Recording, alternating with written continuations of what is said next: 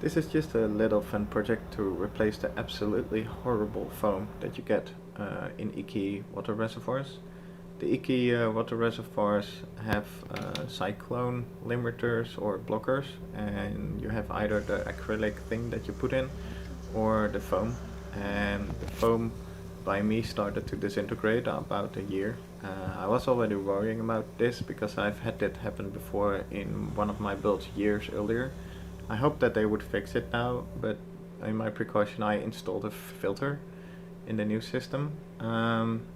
And it still happened after a year, so I'm really mad. I even used the original icky water coolant this time, and it still happens. So I decided to do a little 3D model. I thought it would be really cool if you have something moving in your reservoir. So I decided to make like a rim propeller and put it in with like a liquid bearing around the outside. And I made different versions, so you have a version that goes up from the motion in the water, and there is a version that tries to go down from the motion in the water. And here I'm installing only the downward version first.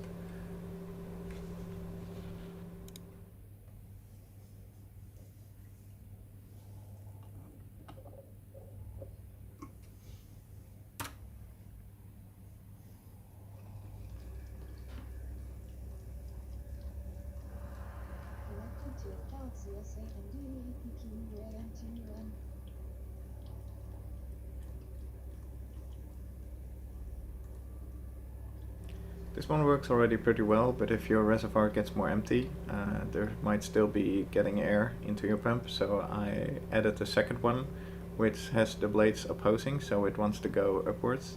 So now you have this nice up rotating thing, and then the one below it that flies up and down based on the flow of the water and how much drag it makes with the side of the walls.